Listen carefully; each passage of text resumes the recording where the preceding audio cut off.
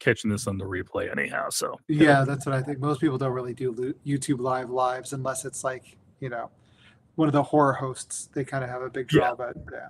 or if it's two big booktubers, going with each other or Oh, something like yeah. that. So Yeah. and One I of the think it's ones with crazy. like millions and millions of followers. Yeah. Yeah, that would help. Yes, but all right. I'm only going to make you guess once. I'm not going to make you keep going, but just to let you know where we're at from last year, because last year this was a last minute thing. Mm, Last year we had 2 videos and 4 emails. How many do you think we got this year? 10. We still got 4 emails, 14 videos. 14 videos. Yep. Damn. So we got a Yeah. chunk of people to share with. Before I share that, I do want to share one book. Uh, there was an author that had sent me an ebook like I don't know, like 2 years ago. Never got around Yeah. to it. Glass House. I finished that today. That book was I'm giving it 5 stars. Oh, that's great. Thank you. That book. I know you said you were a little worried about how I'd feel about some of the stuff in there. Yeah. I loved that book, and the ending was something else. We'll have to see where that goes. That was a little crazy, but it was not too much body horror for me, even though, I'm not a fan of that. Yeah. I think it was just the right amount, and it Yeah. was And from more what a lot of creepy than scary. yeah, from a lot of people I've talked to, like they find my stuff when I actually do talk about gore or something like that. They said that it doesn't bother them because I don't do it in a way that's like excessive or disgusting or like some people go into detail over every little thing. I try not to do that. So, and somebody who was it that one person was reviewing that and oh wait, yeah, it was we were just talking about him always over book. He was saying that he found it beautiful. And I was like, that's Yeah. actually what I'm trying to aim for is kind of like I don't want it to just be gore. I want it to be like somewhat artistic, beautiful. I was comparing it to like paintings of Catholics, like saints, that kind of thing, because they're graphic. They're not, they're like unsettling, but they're also somewhat beautiful at the same time. Hey, Mindy. Mindy's got a booktube channel. Oh, She hey. she loves the horror genre, so glad to see Oh, her popping in here. oh, I very will cool. let I'll you have know, to. Mindy. In fact, I'm gonna type it over here. At the end of this, I'm doing a drawing for a audiobook from Libro.fm. So Nice. anybody who shows up in chat, I'm going to be popping your name in and we'll do a drawing towards the end. That's just for fun. Nice. All right. So let us go. We've got a lot to go through today. So let me go ahead and get started. Pop this up. Video file. I figure at first I was going to figure out, who sent me what when. I was going to do it in that order, but then I realized I didn't always get them saved and formatted in a timely manner. So I'm just going to go alphabetical by first name so nobody feels left out. We've got a ton of them to go through.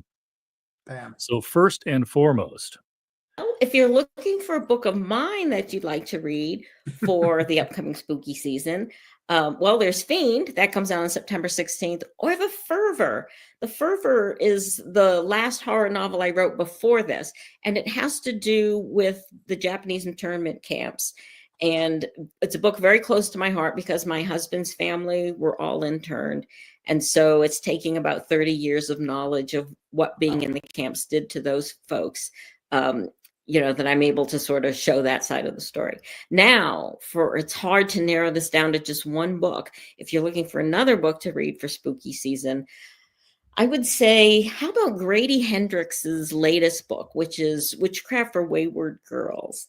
It is just fabulous. When I finished reading it, I texted, he had asked me to, blurb it. And so when I finished reading it, I said, Grady, you infuriate me because you know so much more about witchcraft and about pregnancy than I do. I mean, it really is, he just knocked that one out of the park. So I think you'd really enjoy that one as well. All right. And yet Alma was on live. I actually had an interview with her for Fiend, which, by the way, I love that book. You guys should check out Fiend by Alma Katsu. But about halfway through, so before we recorded this part, her video went just a little off. So that's why I just splatted. You could see her hand back there, but I just put the still shot of her because otherwise it was just a little bit blurry. And so since we have so many of those, I figure I'm going to do 4 of these, then an email, 4, then an email, 3, then an email, 3, then an email. But I'm also going to give you, Paul, if you have any comments to make any of these, you're here too. Shout them out. Well, I will say that I did also like Witchcraft for Wayward Girls. I enjoyed that book a lot. Um, yeah, I'm not sure if it's his best one, but it's up there. Yeah, I think the only thing, for me, that Mhm. one was just a hair bit the body horror got me just a little bit. Well, I mean, It was but more I would say there's more parts where it was cringy. mhm. Yeah, I think people lost some females or some fingernails. I think they may have gone yeah, a okay, I know little what bit more information about, women having children than I needed. I mean, I know it, doesn't mean I wanna read about it. yeah, yeah.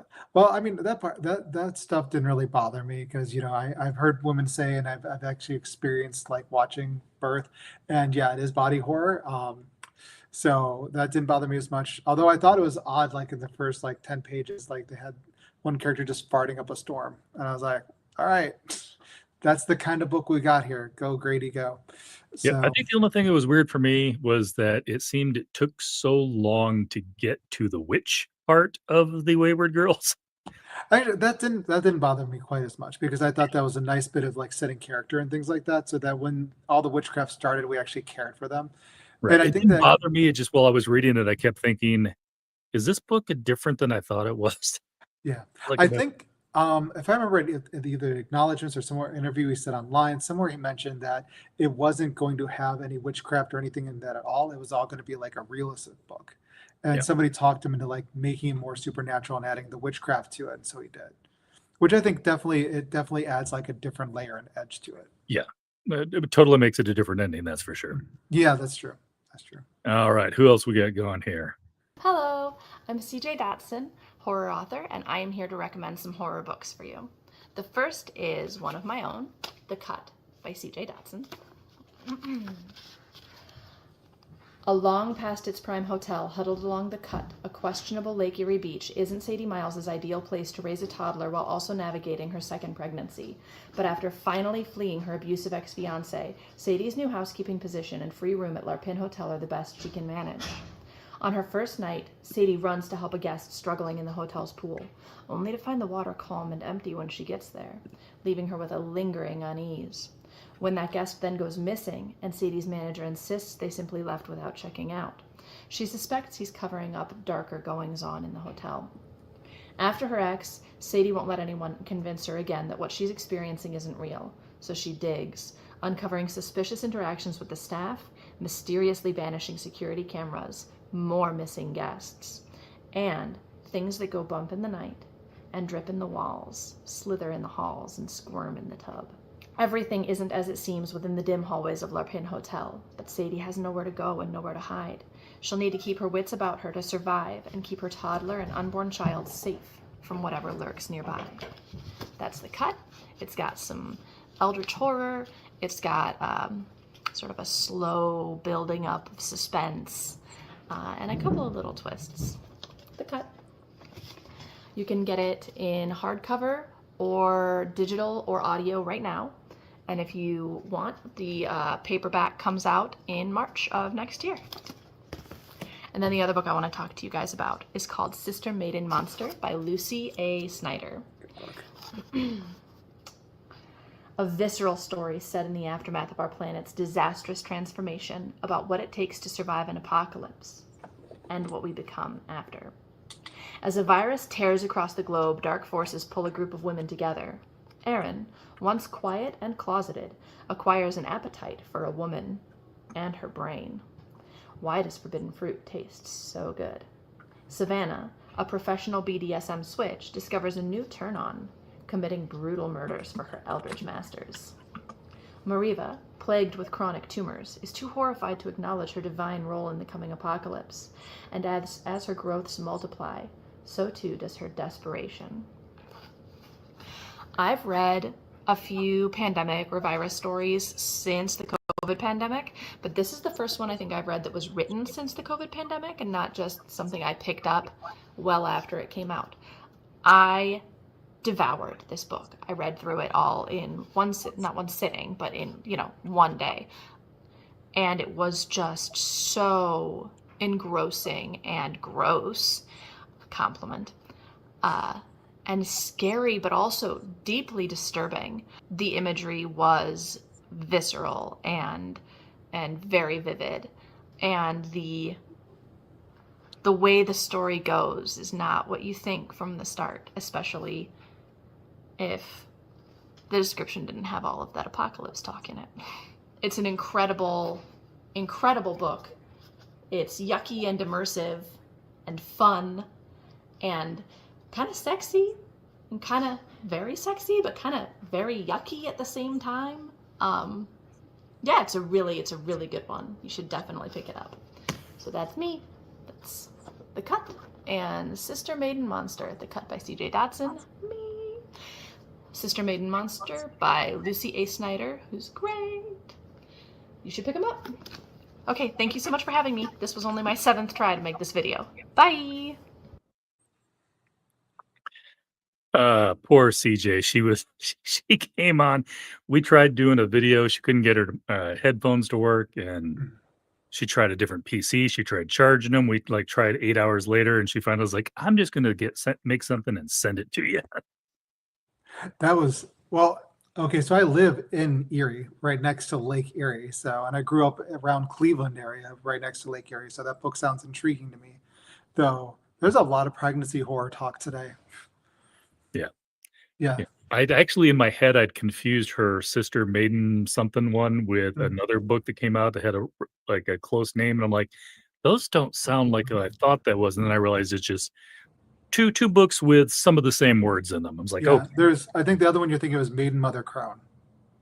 no, there's another one that's newer, but it's a lot Another lighter. one. Yeah, it's not the horror one, so it's like, okay, that's I was so confused at first. Yeah, But there's quite a few. I do want to appreciate CJ getting that to me. She tried so hard during us to get that recorded, and we just had so many problems.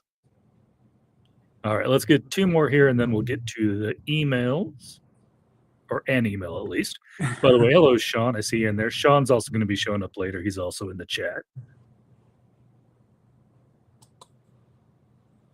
Well, I've got actually 2 recommendations for my horror picks for spooky season. One is sort of a classic. They're very related, and one's sort of a classic I read every 5 years, but it's sort of not very well known. And then the other one is one I discovered just recently. So the first book is Jeff Long's The Descent. It's sort of, is that coming up backwards for you? It seems to be mirrored. Anyway, The Descent by Jeff Long.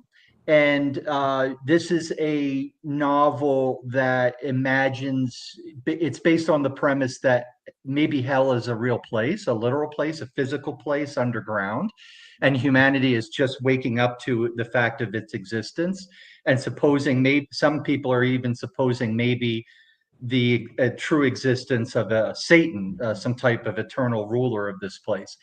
And so this is about humanity going underground and trying to connecting with the descendants of hell that have become savages and discovering all its crazy riches. And it kind of this whole portrayal of hell as this other world, lost civilization type of place. And it's really got epic in scope, and Jeff Long absolutely nails it. He nails the horror, and he nails the sense of wonder of going into this other world that's right under our feet throughout history.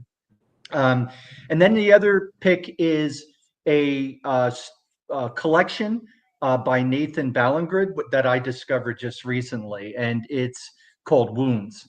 And it's the collection is a series of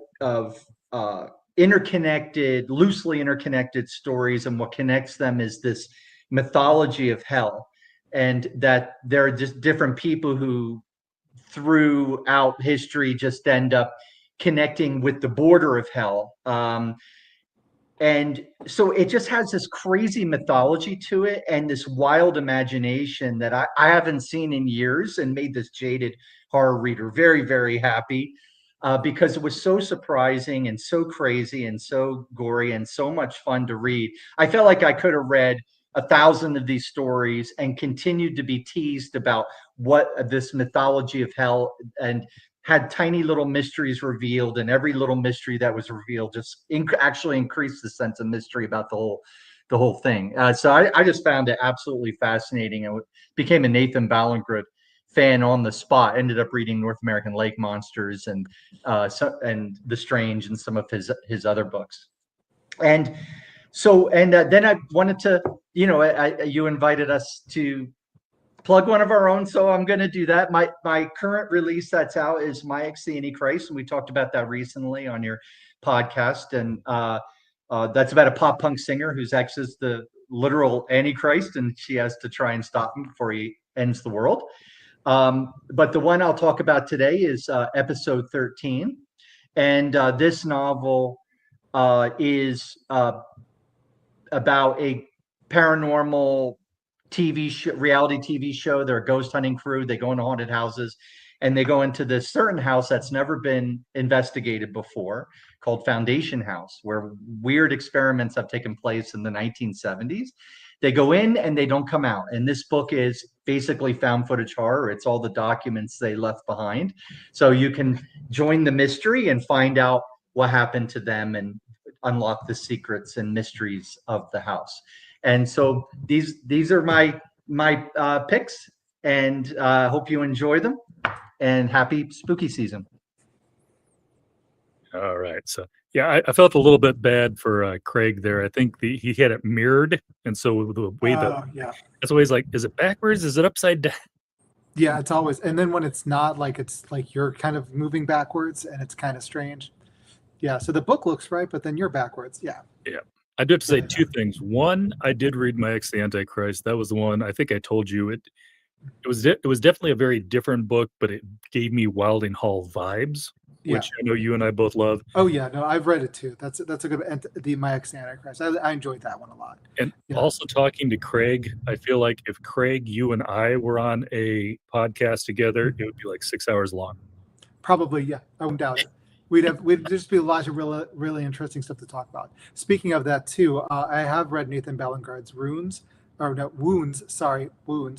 read his Wounds. Fantastic book. I first read The Atlas of Hell, and that's what made me go, I've got to read the whole book. It's The Atlas of Hell alone is just absolutely amazing. It's like if do you take Clive Barker's Hellraiser, you splash in a whole bunch of noir and make it more like weird fiction and less splatterpunk. It's really good. Yeah. The whole mythology of hell is just fascinating. There's like hell's astronauts and all this other stuff. It's really cool. Yeah, I feel like Craig really likes the whole hell angle. Yeah. Got one more video, then we're going to share an email. Okay.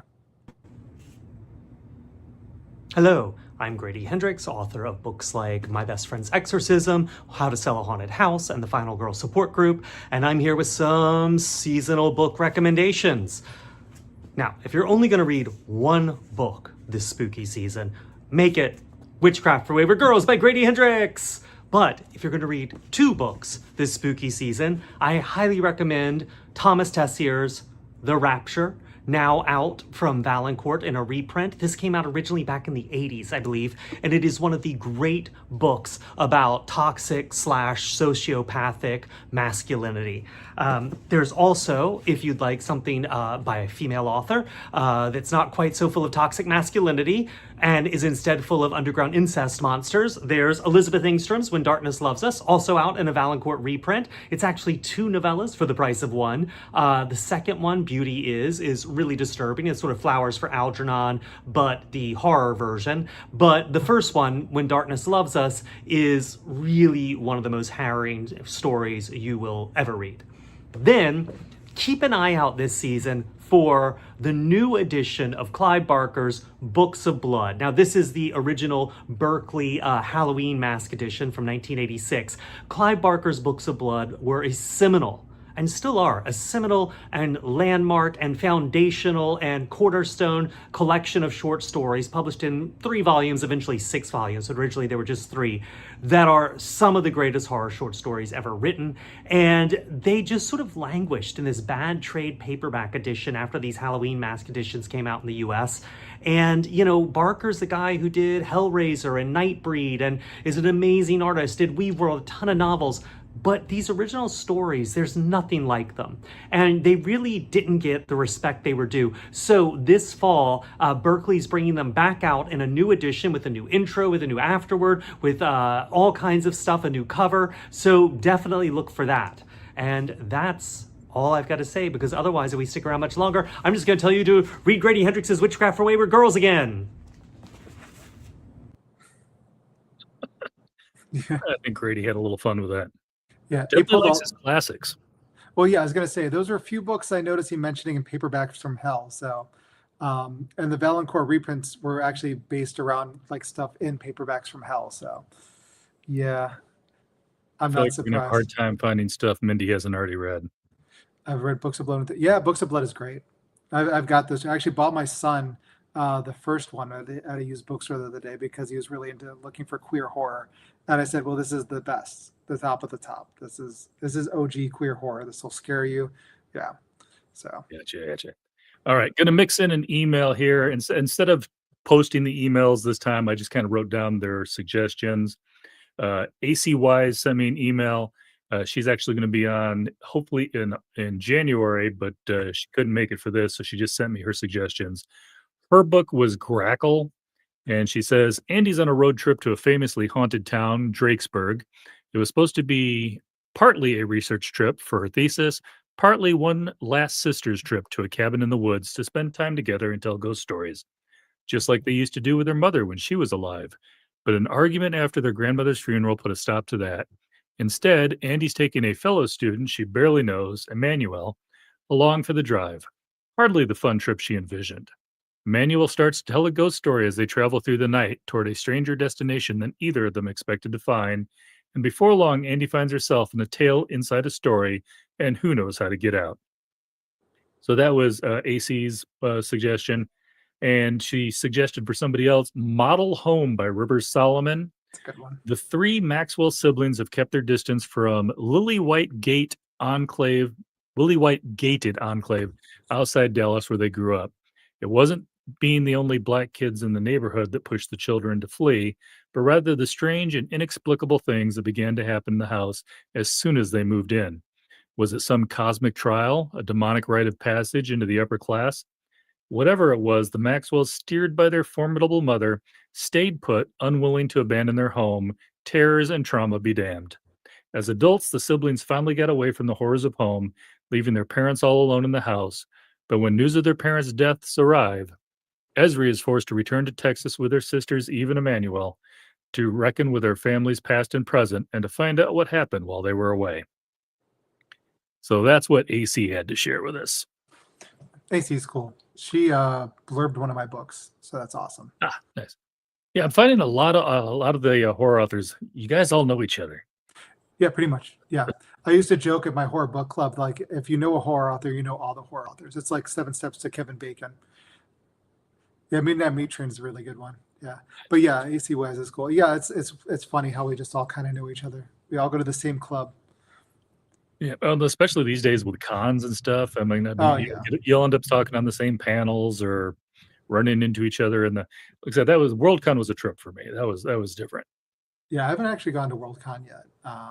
It's one of those on my bucket list is to go to WorldCon. But I live Next so year is far LA. away. I'm not going to the LA one. I'm going to go That's to too ReaderCon far. next year up in Massachusetts. Ah. But 2027 is going to be in Montreal, and I might go to that one. Oh, that's still really far too for me. Yeah, you know. Yeah, They just really can't far in the other way. Well, I'm in Omaha, so nothing's close. Yeah, that's the thing. Driving That's why to I don't go to very many conventions because I grew up in the middle of nowhere, Ohio, and then eventually moved to the middle of nowhere, Pennsylvania. So it's like, yeah, I'll be lucky when they come by. I'm really sad that I missed World Fantasy Con when it was at in Buffalo, New York Ah, the other year. Yeah, but there was like a whole COVID thing going around, so I was like, crap. No, you I don't know, want to. minor issues. Yeah, minor issues. And there was like, it was just like, do I want to risk it? Do I not? I'm immune compromised. No, I get it. You've got bigger things to worry about than that. Yeah. All right, so let's knock out 4 more of those. Who we got? We got a debut author in the house. Ooh. I'm Jen Julian. I'm here to introduce one of my books and also to give a recommendation for a book to read for spooky season. So this is my debut novel. This came out in this past July. And this is Red Rabbit Ghost is a kind of a queer coming of age, kind of genre bendy, small town horror novel. And it features the protagonist is a 19-year-old kid who comes back to his hometown. He kind of sworn he was never going to come back to his hometown. And he gets sort of dragged back by this anonymous person. And as soon as he gets back, he regresses to a kind of wild teenage state, and is trying to find what happened to his mother, who died mysteriously when he was really little. And so the story kind of progresses from there. And it's one of these books that my publisher has said not to give too much away about, because they want the surprise of readers kind of encountering things that happen in the story.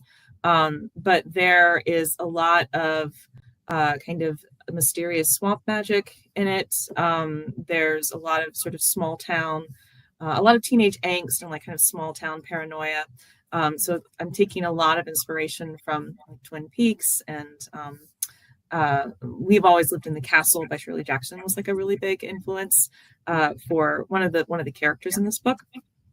So if you're entering, we're entering spooky season, this is a really good one to, even though it takes place in the summertime, which also is a really good time for, summoning stuff.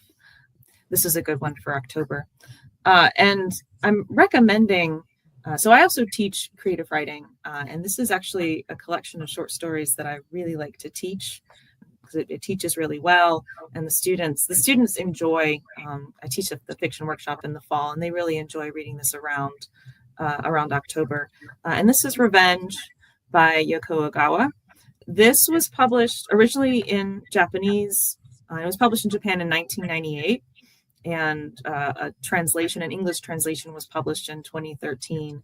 But this is a collection of very unnerving, uncanny short stories that are kind of connected in weird ways. So that's one of the things my students like, is reading these stories and seeing, noticing little links to them.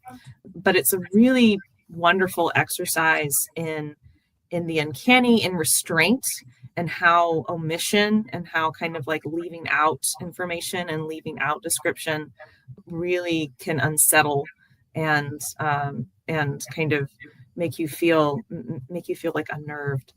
But yeah, I've read only one of her other novels, The Memory Police, which is a kind of speculative novel that was published in 1994. I've read that one. I haven't read any more of her novels.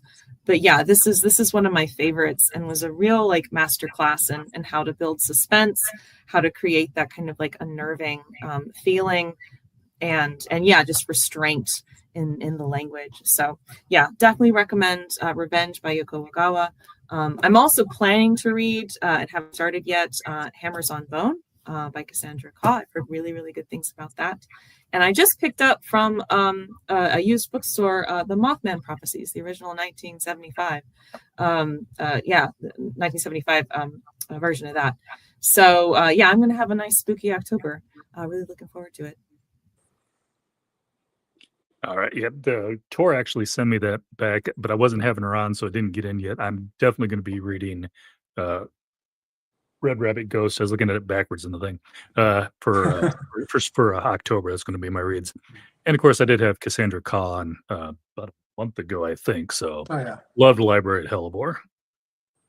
yeah. I actually didn't finish that one yet, but I've heard good things. I started about halfway through, and then life kind of took over and said no more It's reading kinda for like you. if you take Skullomance, but just instead of leaning fantasy, you lean a little horror instead. So Yeah. a little darker than the normal dark academia. Yeah, it's very body horror, dark academia. But I mean, anyone who's read Cassandra Khaw probably wouldn't be surprised. I mean, it starts off with somebody exploding. So Yeah. That was one of the more interesting beginnings to a book I've read. I'm like, because then you spend the entire book slowly getting back to finding out what happened at the start. right. I usually don't like that when either movies or books do that, but it worked in that one. It It's a hard trick to pull off because sometimes it can just be a little cheesy. It's look, here's something action happening. Now let me go back to the beginning. You Yeah. know, Yeah, if it's done right, it's interesting. If it's done wrong, it's just a cheap trick. Yeah, and I may have to give Revenge a try too, because I've been reading more and more of the Japanese translated books. So, Oh yeah. so they got some good authors over there. I just can't read Japanese, so I didn't. I don't So you know. got to wait for the translation, huh? Exactly. All right. Who else do we got in our list today?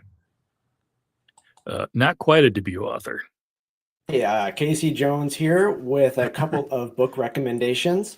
The first, I don't have it with me because it is not out yet. It's coming from Tor Nightfire next October, and it is called House Haunters. It's a little bit softer than my previous books, Black Tide and White Line Fever. Just a little bit more on the pumpkin spice horror side. It is about a burned out reality television producer who gets a pitch for one final show, and it centers around a home inspector who is unable to feel fear of any kind. He just has no fight or flight response, and something about this makes him sensitive to paranormal activity, which he uses to moonlight as a paranormal investigator when he's not going over new house sales. The two characters meet up and they kind of butt heads. They're very different personalities, so it's a lot of fun. And then the ghosts come out, and there is something in particular that doesn't want the show to happen, and things just spin wildly out of control from there. So that's House Haunters coming at you next October. And then for my recommendation is a book by Tyler Jones called Midas, which I was very lucky, and I got the Earthling Publications special edition a couple of years ago, but it recently got a wide release in paperback by Leafy Press. Definitely recommend checking this book out if you see it or get the opportunity. It's not a typical spooky month recommendation. It's a very it's a big epic book. I'll just start with that. It starts kind of in the Old West with a preacher who has lost his faith after the death of his child. And he goes on a journey after discovering a dead body in the woods with a map on it, a map to a place that should not exist, where he can find a power to sort of fill the hole in his life that he hopes will fill the hole in his life. It is big adventure in the beginning, and by the end of this book, it is just a gothic, dark, heartbreaking, just tragic, heartfelt story. Tyler wrote this.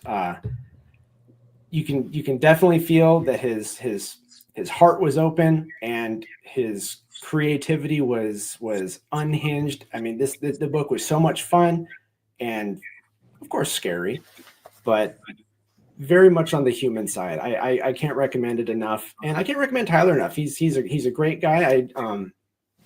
I'm currently reading a new book coming out by him next year that he entrusted my opinion on. I'm really excited about that, but I'll let that one go for him to make the announcements on. I really thought he was going to do White Line Fever for his suggestions. The fact that he picked one coming out next year was a little bit of a surprise, but Yeah. It sounds interesting though. and I did love pumpkin spice horror. That was Yeah. I hadn't heard that phrase before. That's a new spin on the cozy horror. You know what I mean? Gotcha. That kind of was a bombshell with people because there's so many horror fans like, no, horror can't be cozy, and then there's all these people going, but it can. I just think it's funny because when people hear cozy horror, they think, oh, it's going to be soft and cuddly, and that's actually not the case. What horror fans think of as cozy, most people probably wouldn't. So cozy horror, like I was trying to think, T. Kingfisher wrote quite a few of those. Like, oh geez, I was trying to think of some of them. The Twisted Ones is considered cozy horror, as is what was the one based on the Willows? What was that one called?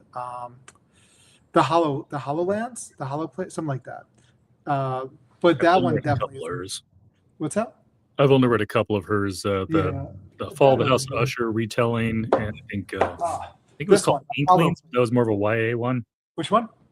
Inklings, I think it was called. It was a YA one. Yeah. No, this was the one I was thinking of, the Hollow Places, which is also considered cozy horror, but I would not consider it cozy horror. I love it, And I can see sort of where people come from that because it's not quite gory, that sort of thing, or extreme or whatever. But it's unsettling. It gets under the skin. It's twisted isn't the right word, but it's creepy. It's terrifying in a creepy way. And I think a lot of people, what they call cozy horror, is usually creepy horror or more classic kind of horror, like oh shoot, what's his name? M.R. James, that kind of thing. Okay. Yeah, Ghost Stories for Christmas, that kind of thing. Like, I wouldn't consider those things cozy myself, but I think compared to modern horror, maybe so. Well, on the plus side, we finally found a book that Mindy hadn't heard of. Of course, it hasn't actually been announced yet, but Yeah. I don't know. Has she heard of Suicide Music? well, you know that one. Where is it? Oh, there it is. Because I finally got a copy of it. Thank God. Look at that cover. You finally got a Pretty. copy. Nice. I know. You'd think the author would get one right away, but you know how publishing can go. Publishing is slow as molasses. So Oh yeah. I finally got my copy, and I'm happy because it's beautiful. Also, I was teasing an author the other day because they were finally getting a box in, and they were saying it was their arc or whatever like that. And I'm like, oh, send one to me. And she's like, they only sent me one. I'm like, Yeah. If I get arcs, or my author copies usually get more than one, but not a ton more. I miss back in the day, like 10 years ago, I'd get like 20 copies and stuff. But publishers these days are skimping on the free books for writers. okay, so Yeah, that's Luke Spooner who did the cover. Fantastic artist. Nice. All right, Paul, I know this one. This one is one of our favorite authors. I'm going to sneak this one in here now. Hi, I'm Elizabeth Hand, Liz Hand, tuning in from beautiful downtown Lincolnville, Maine, on the east coast of the U.S. And I'm going to recommend not one, but two novels by writers who I read this year. One is a first novel, a debut by Lucy Rose called The Lamb, which I reviewed in the Washington Post when it came out earlier this year.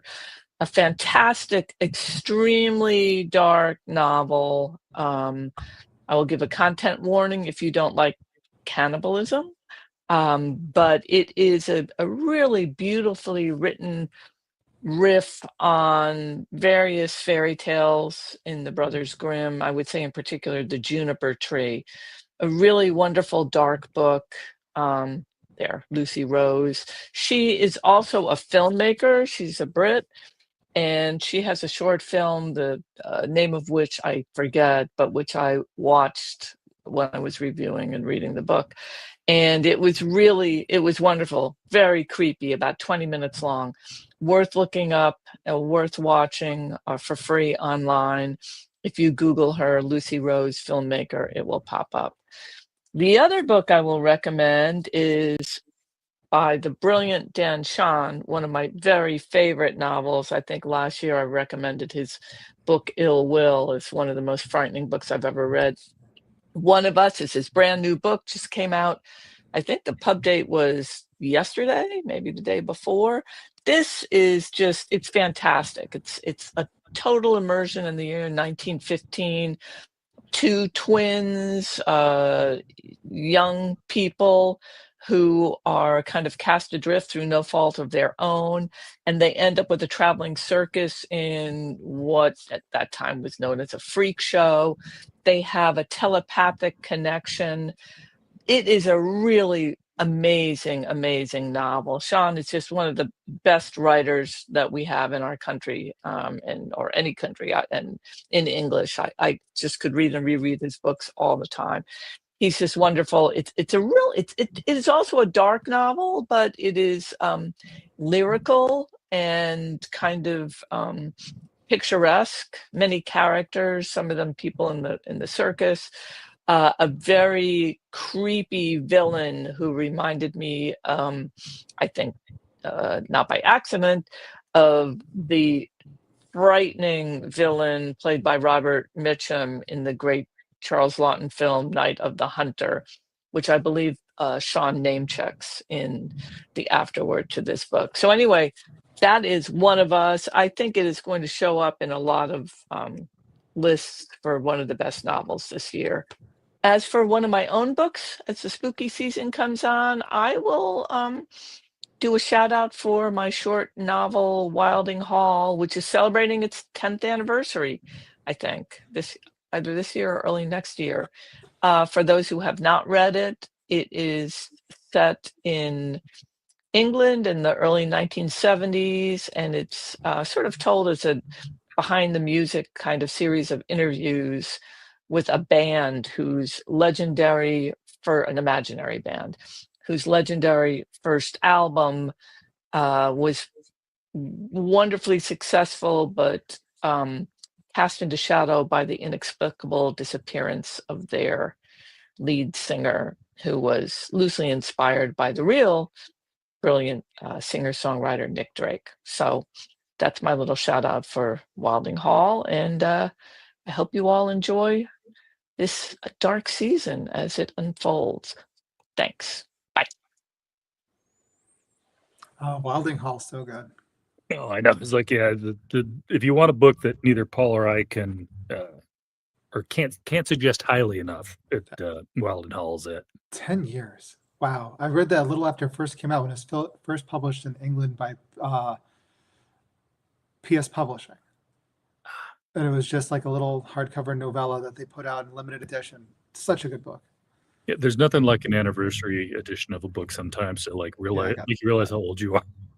Yeah, basically, yeah. Yeah, it's like when they have those anniversaries, like, oh, Star Wars is how many years old? Oh, yay. I'm old. Great. Name of the Wind is no, we won't go there. Sorry. Name of the Wind is still not finished. I was just realizing the other day, I'm like, oh, it's been about a decade since I've read that one. Yeah, he still hasn't finished it. Yeah. The 10th anniversary of the first book came out, and the third book still wasn't out yet. So yeah, someday. You know, though, the first two books are so good, I'm kind of happy. If that's all we get, and a few novellas, they're amazing books. So, all right, got ourselves a little indie entry here. Friends, I'm Molly McCobb. I'm a horror author, and I have been asked to provide my spooky season recommendation to you guys. My spooky season read would have to be A Hot Dose of Hell by Steve Stark. When a new drug infiltrates the streets of Skarmoth, it makes people feel not quite themselves. In fact, often murder is a symptom. This one keeps you on your toes from beginning to end. The protagonists are very cool, and the gore is just delightful. You will not regret picking this one up. I hope everyone has a great spooky season. Stay macabre. All right. Yeah, I gave her a little bit of a hard time for not recommending one of her own books. But she says, I recommend my books all the time. I enjoy recommending others. So I thought it was kind of funny. The author that she recommended, I noticed, recommended one of her books on Blue Sky today. And I'm like, okay. Or maybe it was Twitter. I don't remember. But I'm like, yeah, it comes around, goes around. Perfect. Yeah. Well, as you said before, all horror authors know each other. So yeah. And we recommend each other's books. So you can always tell which ones know who because of who they recommend. Yeah, and I think there's also it's like the Dark Veil Society, they call themselves. There's a little group of indie authors that all I didn't know that. Hang out. That's pretty together, cool. So, yeah. Always kind of fun. Cool. Yeah. All right. Mindy's got her pen and paper. Catch it on the replay. Also, obviously, I don't know ahead of time which ones Paul's going to talk about when we get to the end. So sometime in the next couple of days, I'll probably try to rewatch this and get a list underneath for everything for all the books. So, but going into it, the only ones I knew is the ones I've already recorded. So there we go. All right. Can't remember where. I think that was the third one. I think I need to do one more video. Let me check. Where was that? 1, 2, 3. Nope, that was the fourth one. All right. Let me get you another email. One came into me. Oh, I'm going to blow this now. I practiced this name so many times, but now it's been a little while. Siobhan. I think it's Siobhan Carroll. It's Irish. I think it's Siobhan. Irish. Yeah. If it's not Irish, Siobhan, I apologize. No, it is Irish, and it is Siobhan. Yeah. Perfect. She recommended a story of hers that's in Ellen Datlow's Best of the Best Horror of the Year. It's a good collection with a story for me, but also terrific tales from Brian Evanson, Carol Johnston, and more. And I saved myself a link to that one because that one was hard to find. No, So I'll get it's that. really good. I got a copy of it like the year it came out, and I was just like, it's basically the first 10 years. The best of the first 10 years is the best. It's so good. Yeah, if you can And get this it. one's going to annoy me too because she recommended Little Eve, and I saw this author on a thing the other day, and she talked about how to pronounce her name because it's not pronounced the way it looks. But I want to say it's not Catriona. I know that gets mispronounced all the time. It's like Katrina or something. I can't remember how she said it now, but it's Ward. It's Oh, great Hitchcockian Gothic. She was one of the authors that was part of the that Stand anthology that just came Yeah. out. no, I think I know the book you're talking to. I think I've read it. Little Eve. Okay, yeah. Yeah, She yeah, went she's over how really she good. pronounces her name in there, and I knew it yesterday, and today it has slipped my mind because Katriana Ward. it's very specific on how she pronounces it. Yeah, yeah. But anyway, There's a few of that's her what books she that are threw. really good. Nice. Yeah. Perfect. Looking Glass Sound is another really good one. Oh, okay, cool. Yeah. The End of the World as We Know It. That was the name of the Stand anthology. Oh yeah, yeah. That's a good. And actually, I was surprised they had Volante in there too. Catherine Volante. Yeah, they had. Well, I mean, it was They that had everyone. book is a kind of a who's who. I mean, Alma Katsu, who's already been on, she was in that Oh one. yeah, that's true. Yeah. Nat Cassidy's got a book in there or a story in there. It's a ridiculous list. It just is. All right, let's knock out 3 more of these videos. Like I said, we got way more entries this year than we did in previous years, or previous year, I should say. Everyone, I'm Nicole Wilson, a horror author living in Virginia, and I really appreciate being asked to do this. And today, the books I'm going to talk about have a theme. They are both cosmic horror. And also, they were both nominated for the HWA's Bram Stoker Award, if that helped get your interest any. And first, I would like to talk about my debut novel, Tide Pool, my historical cosmic horror, which came out in 2021. And here it is. My little book baby. I'm still very proud of it. When Henry Hamilton goes missing in the tiny shoreside town of Tide Pool in 1913, his sister Sorrow goes looking for him there and uncovers a terrifying ritual involving the human residents and other far more frightening creatures. And I had a lot of fun writing this one, and I was so thrilled that people seem to enjoy it, so I hope you'll like it too. And my second recommendation is The Ballad of Black Tom by Victor Laval. It's a novella, and here it is. I was at a cosmic horror panel at StokerCon in June, and the panelists really recommended that one, and I'm so glad they did because it's fantastic. Charles Thomas Tester, a young black musician, delivers an occult book to a sorceress in Queens and gets sucked into a terrifying magical world. And I don't want to give away too much about it because I think it needs to be read, but I truly recommend this one. It's so gripping. It is so well written. And I like to believe that both of these books feature all the things that you like about Lovecraftian horror while not having any of the things that you didn't like about H.P. Lovecraft himself. And I hope if you give these a chance, you enjoy them. And thanks so much for watching. And happy spooky season. I was actually going to recommend one of her books. Nice. The Shadow Dancers of Brixton Hill. Fantastic. It's a novella. It's really good. Perfect.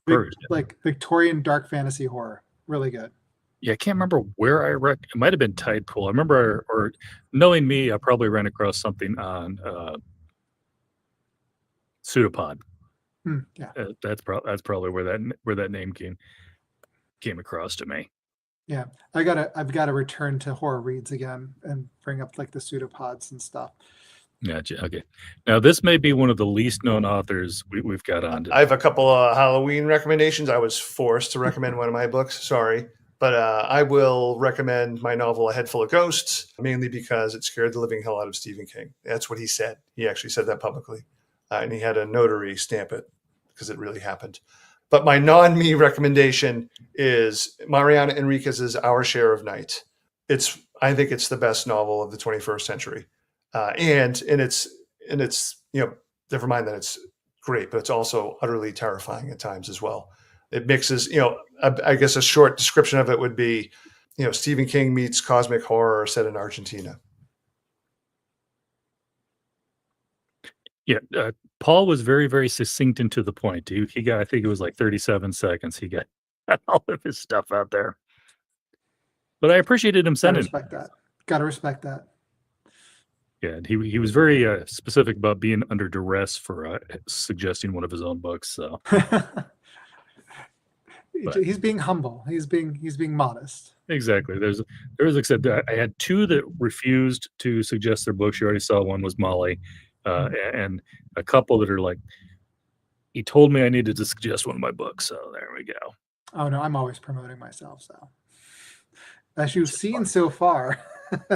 Well, my thing was like, I invite these people to come on. I'd hate to, especially Yeah. maybe some of the ones that aren't as well known. It's like, yeah, come on. I'd like you to recommend a book, but not one of yours. Anything but that.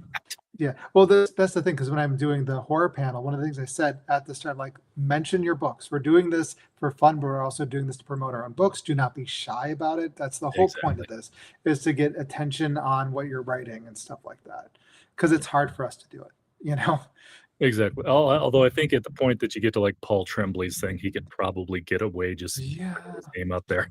Yeah, you're just like, I'm Paul, Google me. You don't know who I am. You probably shouldn't be at a horror thing. Yeah, okay. No. All right. So who else that was so short. I forgot how short that one was, to be honest with you. All right. Who else we got?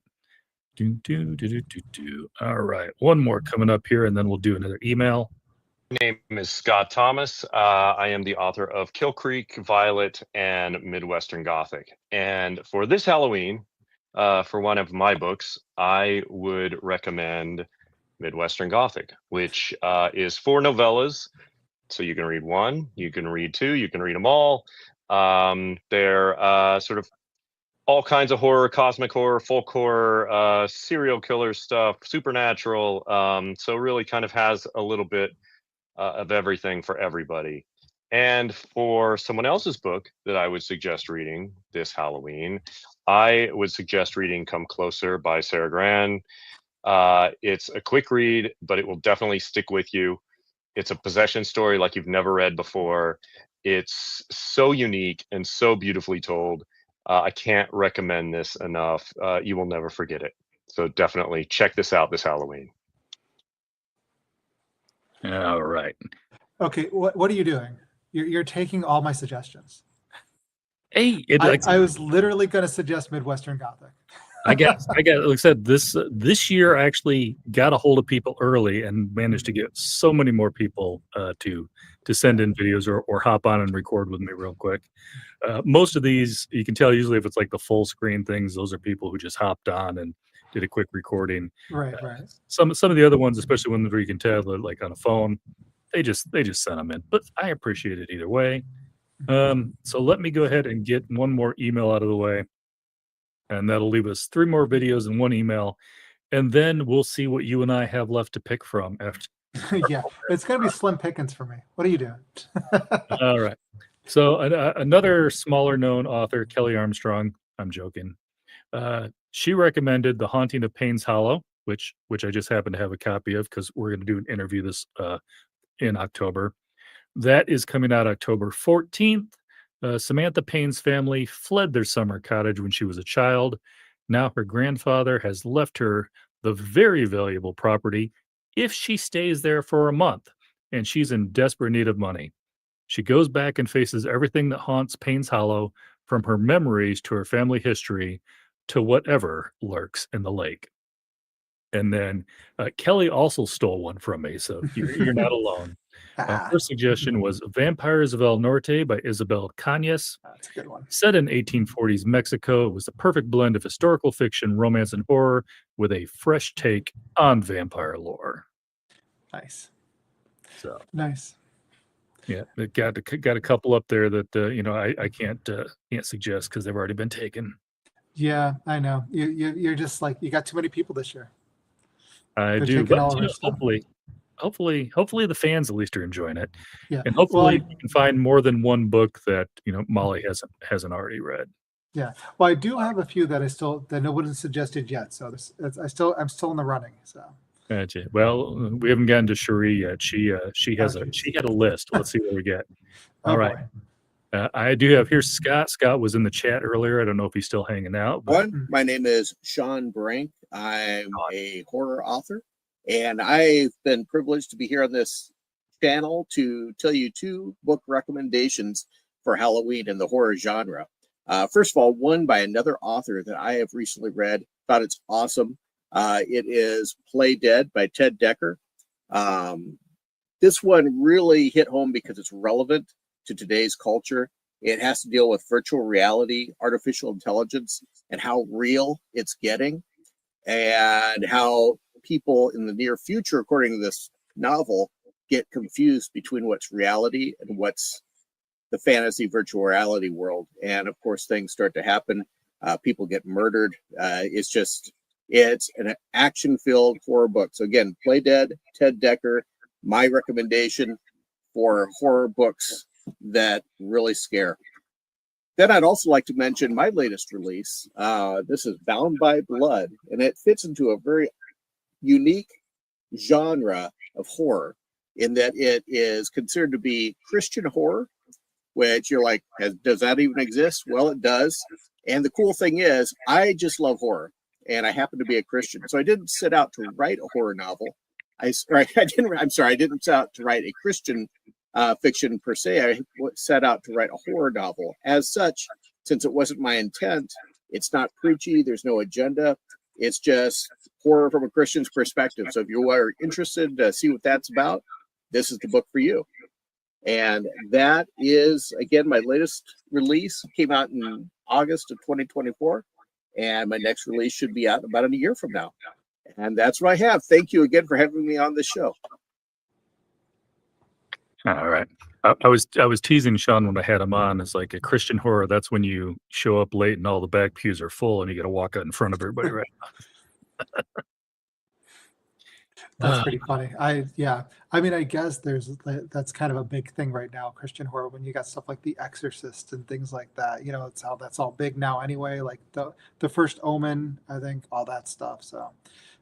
Well, I didn't realize I mean, I'd heard of Ted Decker before, but I didn't realize he had any horror books. So that one was a new on me. So, yeah, I had no idea. That's new. Yeah, he didn't steal that one from us. No. Again, like I said, I had no clue Ted Decker wrote in the horror genre, so I might have to check that out just to see what it looks like. Yeah. All right, what do we got? Okay, now this one, everybody get comfortable.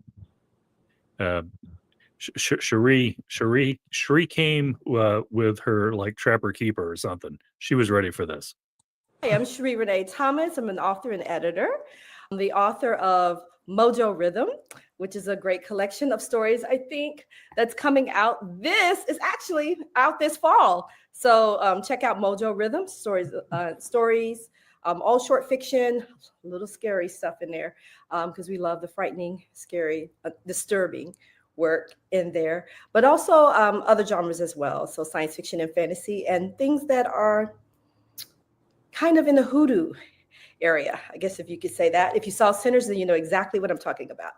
And if you saw Daughters of the Dust, you do as well, right? And since this is a Halloween celebration, I'm going to tell you some of my favorite Halloween reads that I think you should check out. And since this is also Hoodoo Month, I might mention a few works as well. Obviously, you should read anything by Andrea Hairston and Eden Royce when it comes to hoodoo work, and the work of Dr.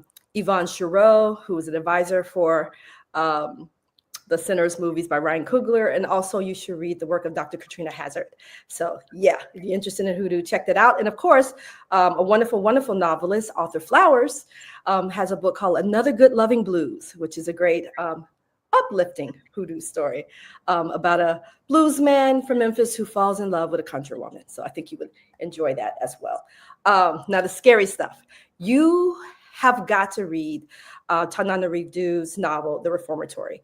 If you haven't, I don't want to spoil anything for you, but it is unfortunately inspired by true events. It's inspired by her uncle. And please do find interviews where she speaks about that after you have read her wonderful novel. Of course, Colson Whitehead also wrote a novel as well, The Nickel Boys, I believe, that is set at the same terrible reformatory in Florida that had a very dark history. So do not look any of that up. Just go find Tananarive's novel and read it. It was, first of all, it's very beautifully written. It reminded me of the storytelling voice of Toni Morrison. It just made me think of the way that Beloved was written in terms of the tone, but the pacing is very, very fast. It's there's some startling things that happen. You get invested in the characters right away. And if you know me as editor of the magazine Fantasy and Science Fiction, I really love voice-driven character stories, whether it's science fiction on Earth or extraplanetary, or if it is fantasy and horror. I love stories in which I am immediately plugged into the characters of it, right?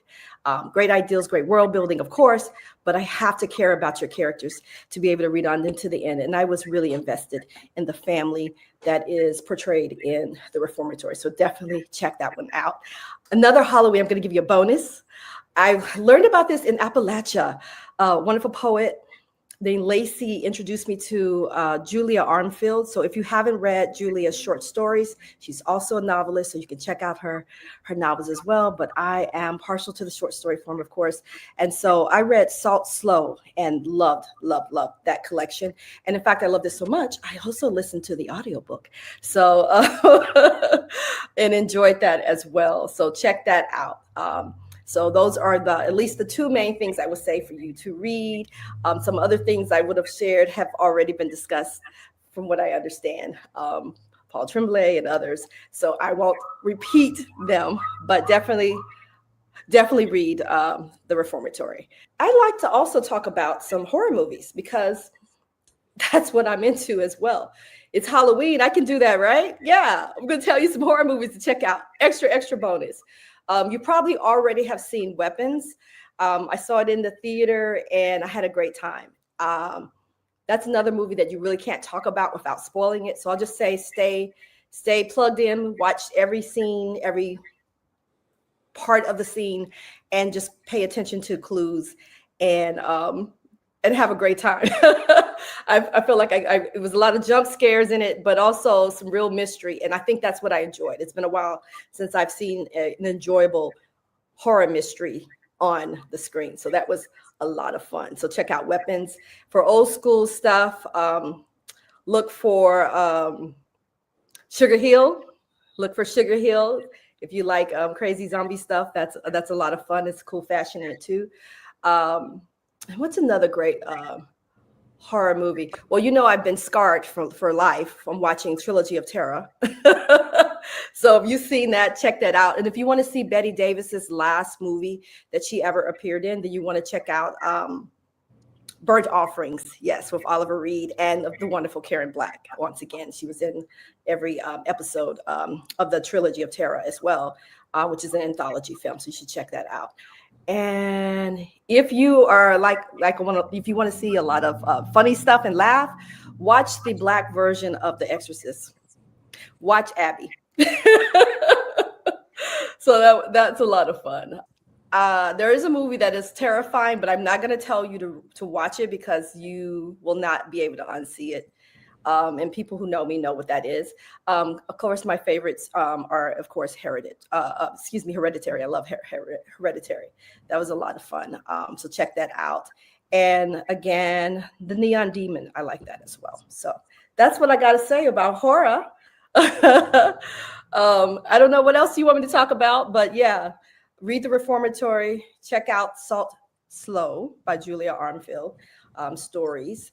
And have a great Halloween, have a great hoodoo, and have a great Day of the Dead and Samhain and all the good things that happens at a harvest time. Thank you. Oh my goodness, her enthusiasm is infectious. It's great. Yeah. And The Reformatories is off my list now too. Another one. Well, Reformatory is one that I think everybody keeps telling me to read and haven't gotten to yet. Oh God, it's amazing. I'm gonna have to fix that. Probably one of the best horror novels I've ever read. But even if you took out the horror, it would be still an amazing novel. It's kind of like this. Have you seen Sinners yet? I have not. No. Okay, so that's another one too, where it's like if you take out the horror, it's still a great movie, but the horror just adds another level to it. Yeah, she's another one, and I can't remember exactly off the top of my head what the name of the short story was, but she's another one that I discovered from Pseudopod. So if you guys aren't watching or listening, I think we actually covered her one in one of the horror reads we did on Blue Sky. But it might have been. Yeah.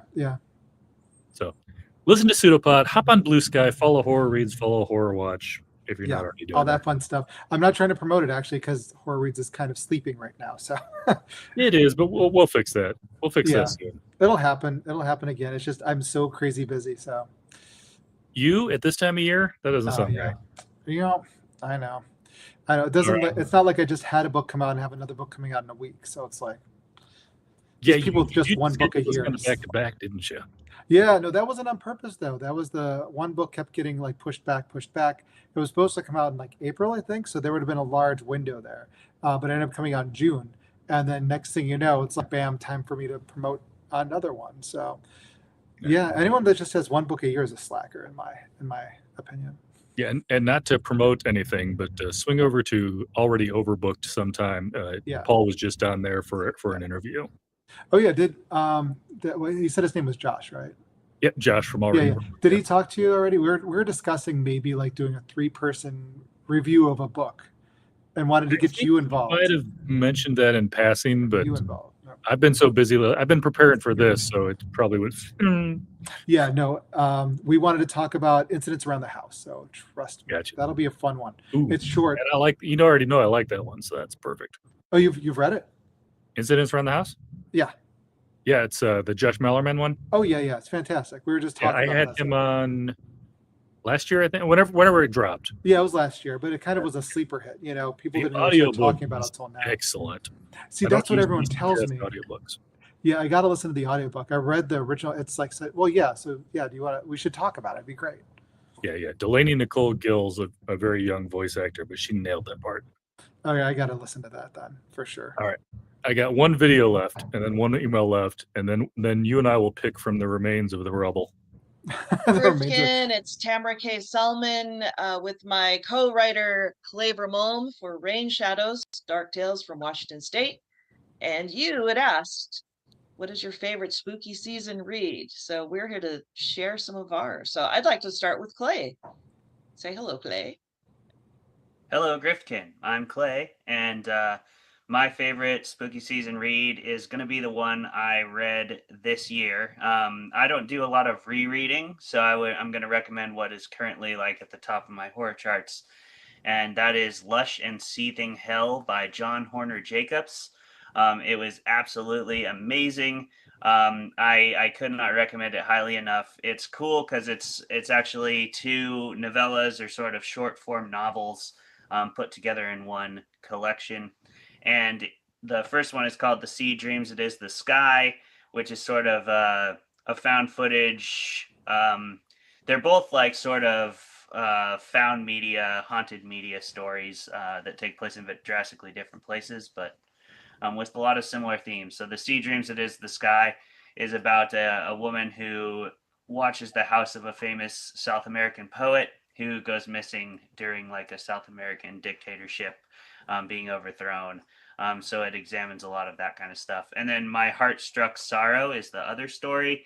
And that's about a librarian who discovers an old recording from the Deep South of these 2 guys who were traveling the South collecting folk music from the population, primarily the free people population that had recently sort of been allowed to practice their own music again.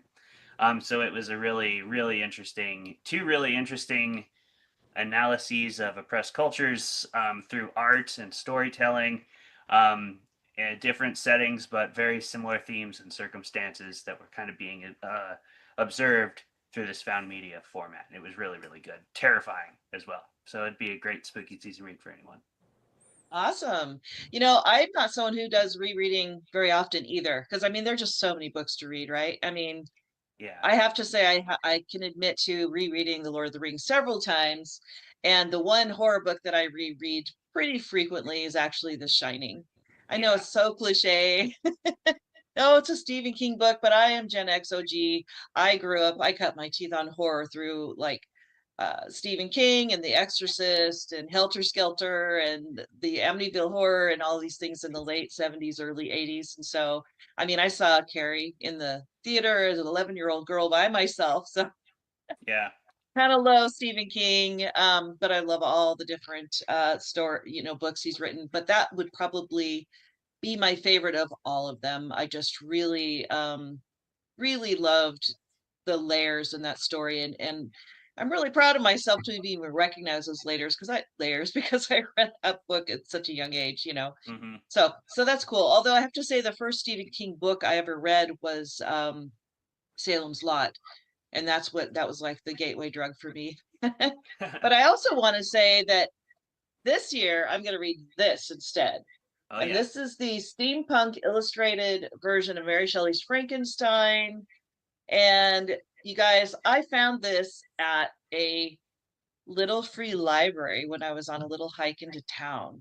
Whoa, And I that's haven't lucky. cracked it yet. And I swear it hasn't. When I opened it, it cracked the seal. So no one has even read this book. So this Cool. is what I'm going to start on October 1st. So That is one I have reread several times. Is Frankenstein for sure. oh yeah, yeah, and it's such a beautiful book. I can't wait to just dig in. So, and then of course we have our spooky stories for October, and we are in fact doing our spooky season tour in the upper northwest corner of the United States. For Rain Shadows, Dark Tales from Washington State. And we wrote this book as we've got a cover here. There it is. Thank you. I don't have mine right in front of me.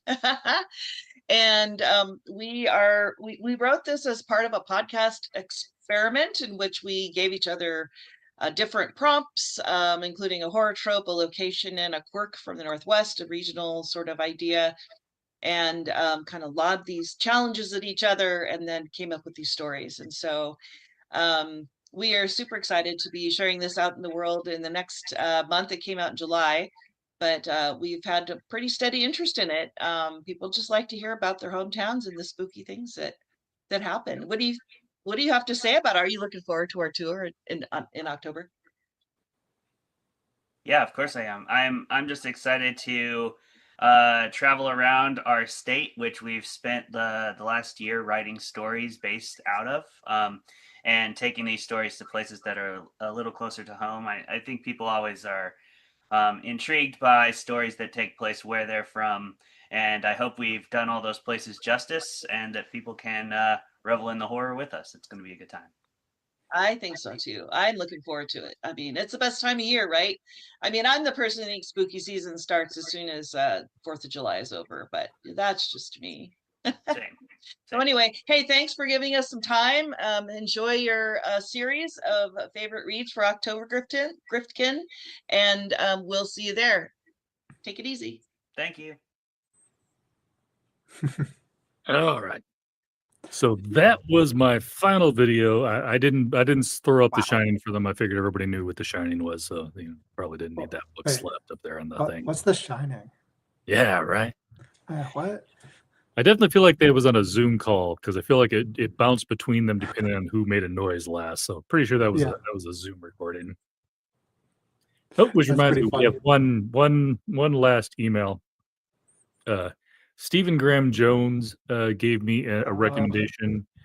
He's one of the other ones that refused to suggest one of his own books, but he recommended The Wayfinder by Adam Johnson, and his comments were completely absorbing, so finely tuned, and revelatory with each next sentence.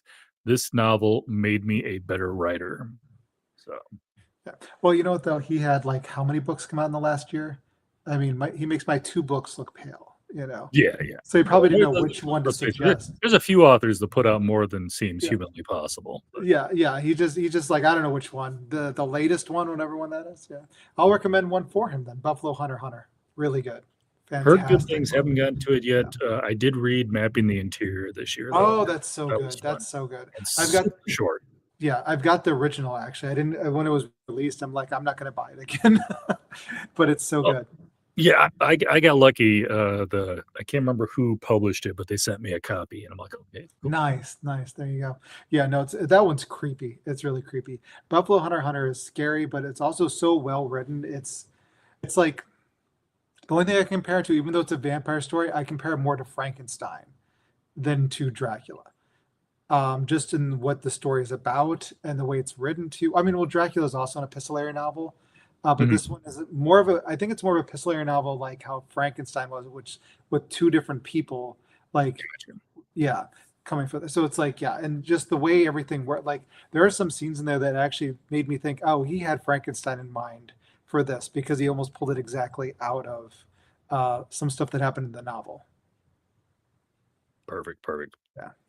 All right. I was going to cheat. I'm going to use Goodreads, and I was going back to look everything I've read since last Halloween. I did finish up The Queen by Nick Cutter. That was really, really good, despite the fact of what he did to that poor person's eyeballs, which is not my favorite thing in the world. T. Kingfisher's What Moves the Dead was absolutely excellent. And then because I read that, I also reread Poe's Fall of the House of Usher. Mhm. That's a classic. I don't think anybody needs to ask any questions about that. I read a lot of fantasy, so but I did start to pick up on the horror towards the end of the year. I did read Witchcraft for Wayward Girls. Didn't give it 5 stars, but mainly because it cringed me out. A couple of spots in there. Blah blah blah blah blah blah blah. blah. Rolling through the stuff.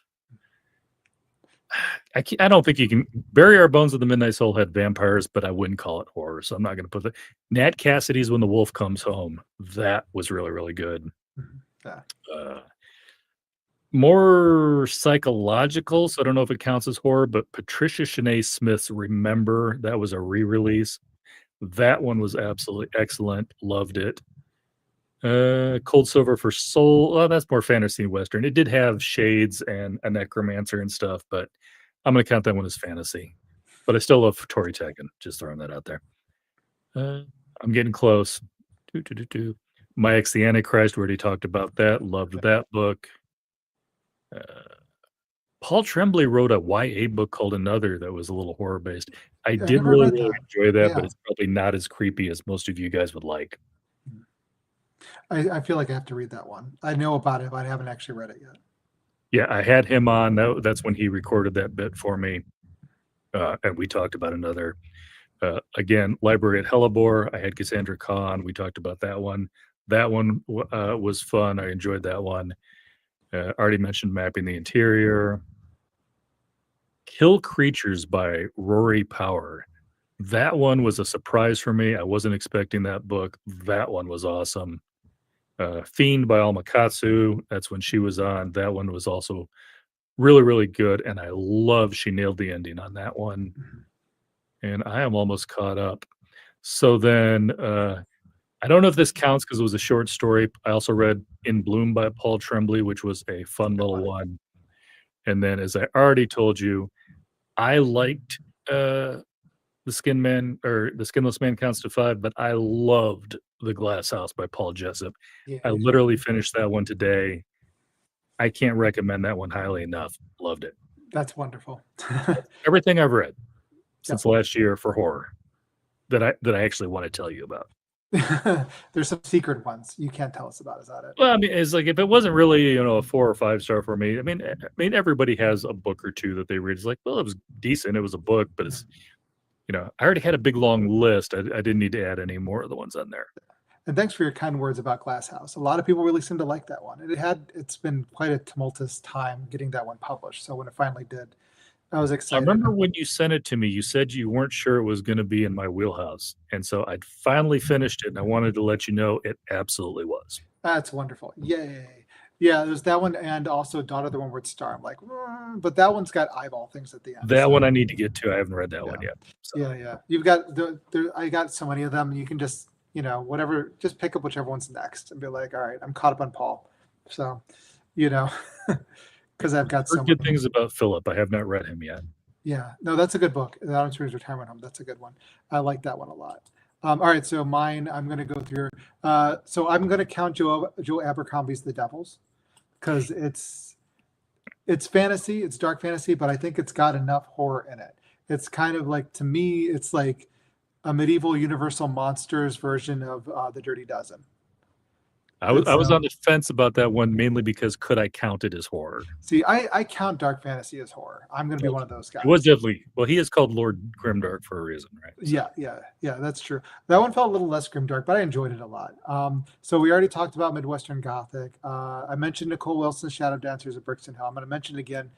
Fantastic. It's a short one. It's a novella, but it's so good. It's just one of those stories that just it's leans a little towards fantasy. Some people maybe consider it more dark fantasy than horror. I consider it horror, but it's good. I enjoyed that one a lot. It's basically these ballerinas who just sit there and their shadows dance behind them.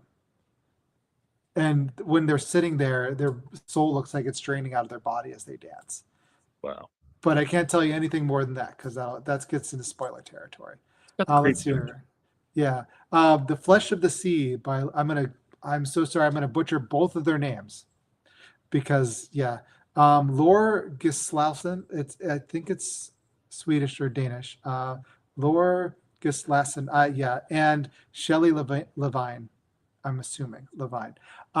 Really good. Another novella because I've been reading some horror fantasy novellas, and this one I consider kind of like a little bit of horror fantasy kind of thing, with a bit of queer romance in it. So if you liked Black Sails, this is like the horror version of Black Sails, the TV show. It's really good.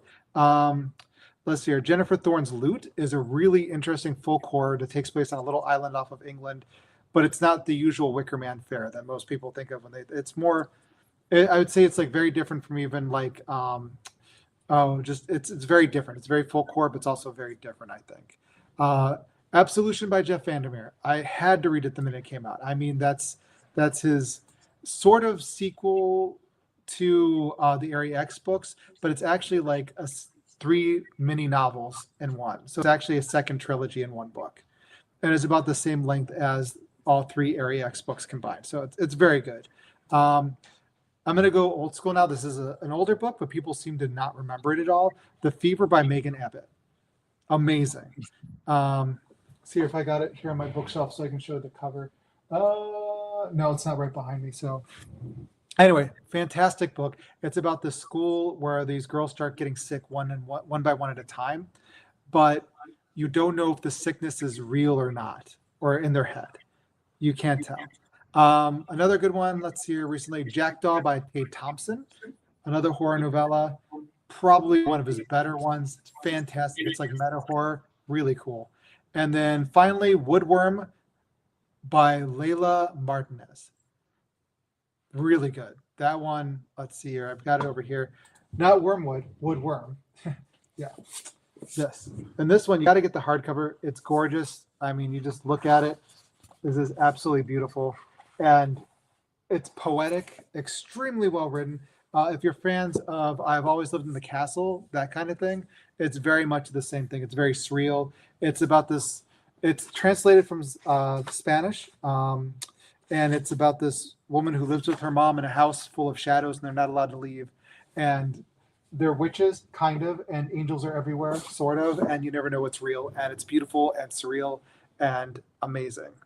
And those are my recommendations. Yeah, Woodworm is really good. That's one of my favorite books this year. Again, it's a novella too. So I've been really into a lot of horror novellas lately. And there we go. Ta-da. Forgot I muted myself there. All right. Okay. Trying to clear my throat without everybody hearing it, you know? Yeah, that's understandable.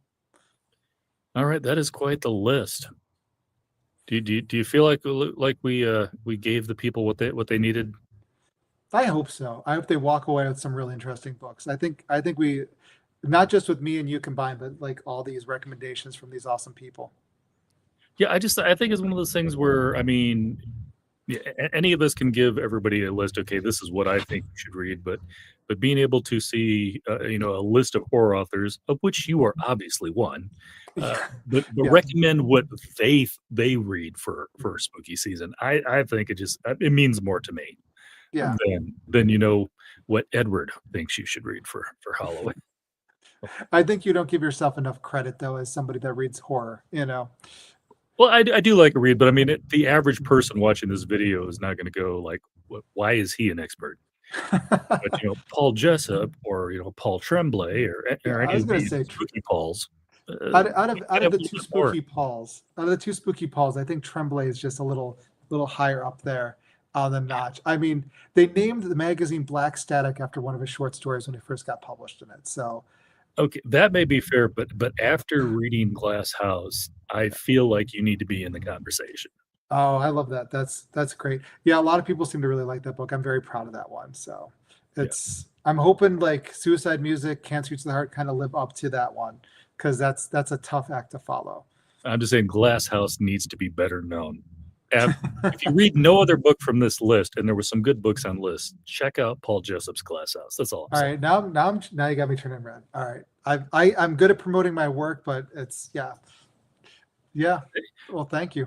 You and me, I would not say it if I didn't mean it, because we talked I about know. The Skinless Man, and that there were some stories in there that didn't work for me, and there were some that were really good. For instance, the titular story, The Skinless Man Counts to Five. I absolutely love that one.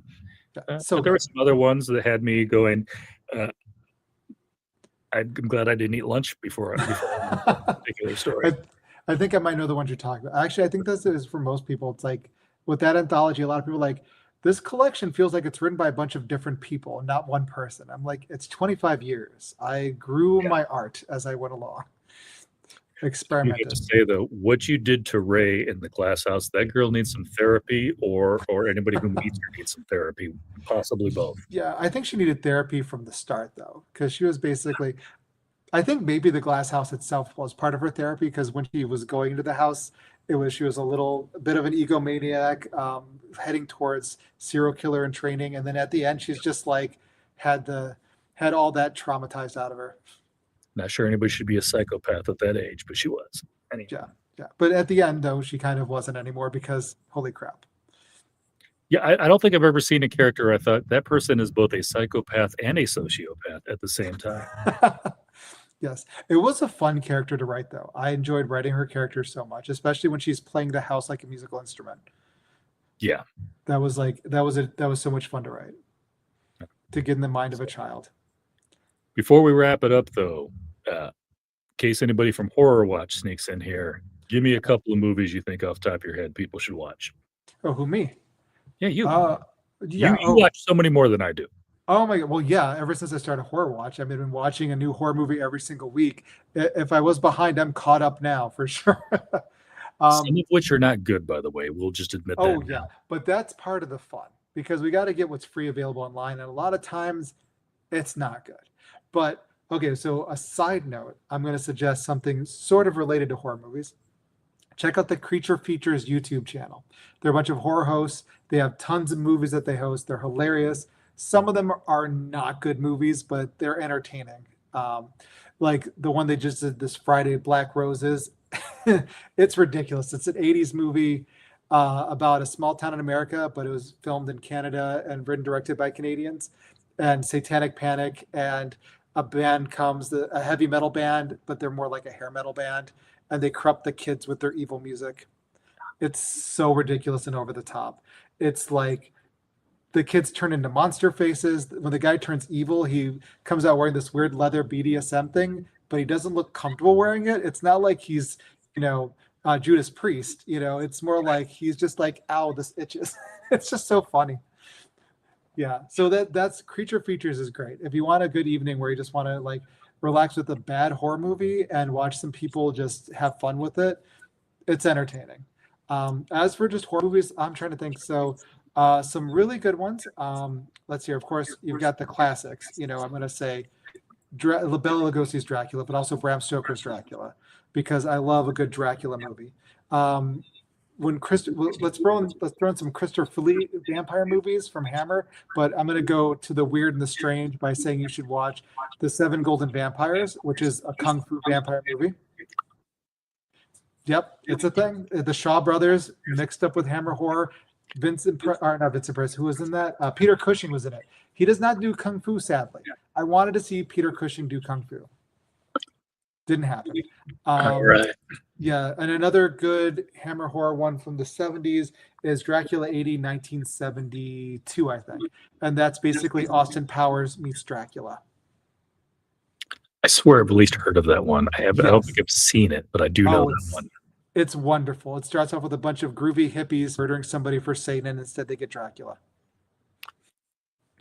As one does. Yeah, happens all the time. I do have to say one of the ones from the horror watch that we've watched that Mm. I can't say is a great movie, but I still enjoyed it more than I thought of was The Descent. Yeah, I actually that one I thought was that one was just what I like to call a classic spook house movie, where it's Right. just terrifying. Like Weird the but fun. characters. What's that? I was gonna say weird but fun. Weird but fun, and I think just actually really scary, probably from the claustrophobia and stuff, but also the weird looking monsters that I think they ripped off when Kong Skull Island. Basically, the monsters in that one, the skull head things, look a lot similar to that. I think. Yeah, that one is a fun one. We've done. I think when Horror Watch first started, we actually did quite a few really good horror movies because we weren't limiting it to free ones. We were watching stuff on Shudder and stuff too, and then we started doing just the free ones.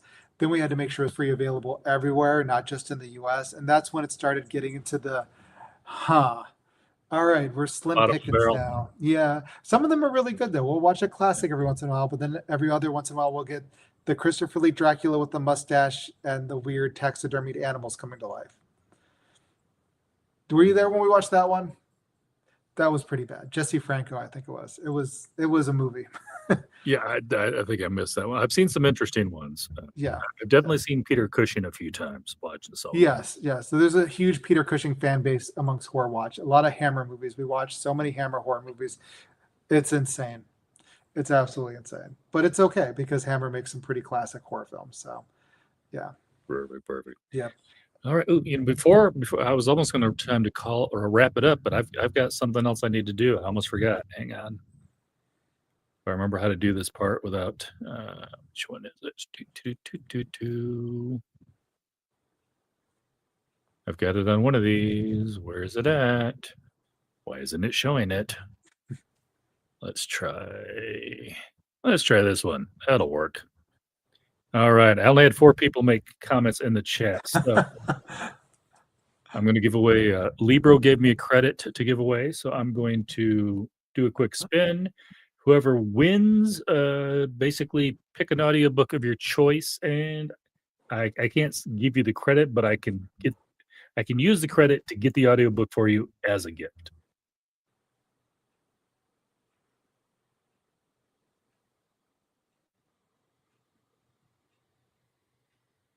Okay.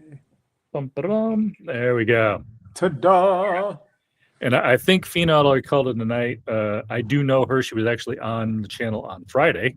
So I will reach out to her and make sure she gets a free audiobook of her choice. I'm pretty sure she's already got a Libro account anyhow, so that will work. All right. Paul, do you have any parting thoughts for tonight then? Yes. Look at my channel. Go to my channel. Buy my books. It's fun. That's about it. I keep forgetting about that. Yeah, Paul, obviously, I've been reading his books for a couple years now, but he does have a YouTube channel now. Just started it. Yes. Yeah, which Yeah, is, I just started think, it. maybe the start of the choker and the smoky eyes. I could be wrong. Yep. It's Yeah, because I'm definitely going for kind of a cool. horror host kind of vibe. So I'm gonna be telling you, I just forgot his name. The guy from Chicago. Sven Svengoolie. Yeah, him. Svengoolie, yeah. Yeah. I think he's found his replacement there. Well, at my channel, I mostly talk about horror and dark fantasy and publishing, but I want to do it kind of in a cool, horror host kind of vibe. I thought it'd be fun to do that. But I'm doing now, because I don't know if you caught this, but they voted on Horror Watch to do random themes every week for the month of October. So I do a YouTube live. I'm going to do one every Sunday at 7. I just did one before I came and did yours, where I pull a random one. And so I'm bringing my horror host from Blue Sky over to YouTube too. Perfect. Yeah. Perfect. Yeah. And Evil Elderly People was the one we picked out. So movies like Die Die My Darling, and I think even Psycho could be considered it, sort of, if you look at it kind of sideways. Yeah, Phantasmic Paul Jessup. But I think if you just look for Paul Jessup, it comes up. All right. And I'll also put that. I didn't think about it ahead of time. I'll make sure I get a it's link okay. to that. It's down. brand new. I just did it like a few weeks ago. Yeah, I've seen a couple of your things though. I know you've been out there. And again, if you're not on Blue Sky, go check it out. Hang out with Horror Watch, Blue and Sky's fun. whenever we get Horror Reads back up. But Horror Watch, I know is going fast and furious. They never seem to stop. Yeah, no, I don't have to control them as much because horror reads I have to kind of like, lead the conversation. With Horror Watch, the movie leads the conversation for me. So Right, and then we all take over in the chat anyhow. So it's like, yeah, which is it's fun. Oh, did you catch the last one, the Gorgon? I did not. But yesterday, this whole weekend. It's okay. You just missed something hilarious. So basically, somebody said that the word Gorgon comes from Gorgonizer, which means to turn to stone, which is not true at all. But that was a line in the movie, and so we just went nuts with Gorgonize. You've been Gorgonized, Gorgonizer, Gorgonizing. It's a fun word to say. Don't look at the Gorgon eyes. Yeah. Don't look in the Gorgon eyes. Exactly. It's Betty Davis eyes. These are about the type of these are the jokes you can expect. Horror Watch is about 10% somebody with some actual knowledge dropping some information on you, which that is you awesome. know ahead of time, and 90% snarkasm. That's about it. Even the good movies, we find funny stuff to say. Yeah, I mean, we're one step away from turning into Mystery Science Theater 3000 some nights. It's part of the fun, though. Exactly. Yeah. Exactly. It's a all right. I appreciate everybody. Tomorrow night, it's not live, but I am posting. I had the Daedalus is Dead is a debut book by Seamus Sullivan. We did that interview earlier this week. That will be posting tomorrow night.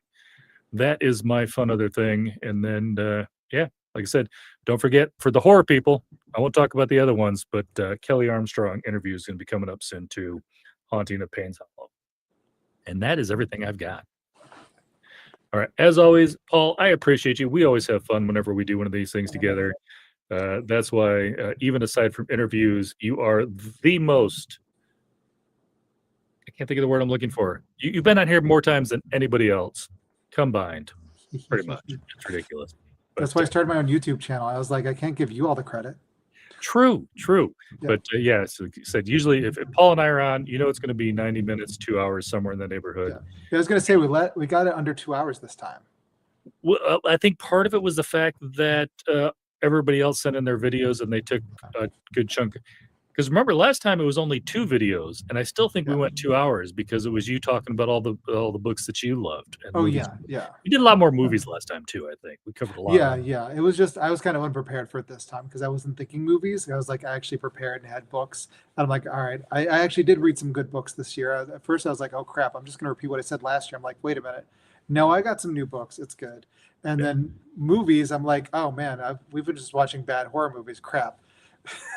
I got to come up with something good now. What? Yeah, that is fair. Again, we blame Tubi because it's Tubby or Tubi? I think it's Tubi, isn't it? Yeah, I think it's Tubi because when it starts, it goes Tubi. Yeah, exactly. Perfect. So, I blame them because they're where the free movies are, and the free movies are not always the great movies. No, they're not. No, they're not. No, when we're trying to fit the theme anyway. They sneak a good one in every once in a while. I've seen a couple of good ones. Yeah. What was that? Oh my goodness! Sorry, last one. What was that one? There was one with Mark Dacascos we watched not too long ago, which was not necessarily a good movie, but I just remember thinking, "Oh my goodness, I can't believe he's in this." I'm going to be honest. I have no idea who that is. Oh, he was. He did the Iron Chef for a little while as one of the guys, and he was on Double Dragon. I mean, he's done a lot of kung fu type movies. It was, I think it was like a bad foreign French, and he played like an Indian, I think, or something. Right, that was Brother of the Wolf. But that movie first came out. That was a big movie, though. That was not considered a bad movie. That was a blockbuster. It was like it may have been a blockbuster, but I did not think it was that great. Although it doesn't hold up. It doesn't hold up. Although Jim Henson Company did do the monster effects, it doesn't hold up. But at the time, he was trying to do a Bram Stoker's Dracula kind of epic horror, and it was considered a big thing at the time. And now it's one of those movies that just doesn't stand the test of time. I think the Mark Dacascos kung fu karate type fights didn't fit with the rest of the movie. No. No, especially because like they had the weird romance bits, and it's just like, huh? What does this have to do with the Beast of whatever the French village was named? I will say visually it was stunning though. Yeah. Visually it was really good. Yeah. It was Yeah, it just was a little visually good. disjointed to me. Yeah, it was like 6 different people made a movie. Exactly. Yeah. All right. Well, now you and I are just going to start talking, and Yeah, Oh. and it'll be another 2 hours. where have you been? I apologize. We even had the drawing for the audiobook and everything. But you know what? We're finished. So you can just hit replay because it's about to start. And then pretend like your name is on there. All right. And I will try to do this week. I can't guarantee when it is because I do have another interview this week I've got to do. I've got one I'm posting tomorrow. I've got a for fun video I'm making. But sometime in the next week, I'm going to rewatch all of this and I will try to get all of the books we talked about listed. Because obviously we want you to watch the video, but it'd be kind of nice to have that little cheat sheet down there too about holy crud, what did everybody say? So Yeah, it'd be nice to have the links too, so people don't have to Google each name here. Yeah, Try and yeah. write it down. Like, what did they say? especially if by any chance it happens to be like a affiliate link and I get credit for it. So Oh, I got to start doing that. all right, team replay. Perfect. But again, last time I'm going to say it. Thanks again, Paul. Love having you on. We always have a good talk, and I will try to be there for next week's Horror Watch. That's okay. We'll see what it is. It's yeah. It could go either way. It could be fun. You could be like saying, Paul, why did you have me come back to this? But let's face it, those are the ones I have the most fun making fun of. I mean, That's true. Horror Watch is about the comments in the chat more than the movie. It is. It is. It's the companionship. Oh, and I guess, okay, I forgot about this. I actually just heard about it. Usually I don't see it because Fridays I'm with my kids. But on Friday nights, there's Folk Horror Friday where they watch folk horror movies. It was by one of the people that was inspired by Horror Watch to do their own thing on Friday. So it's actually pretty cool. So. Well, I know there's a Fright Night one that does movies too. There's if you like ton of horror movies, just go hang out in. Yeah, but Horror Watch is the best one, and Folk Horror Watch is a good. Folk Horror Friday is a good one too because they modeled it after me, and I'm awesome. Perfect.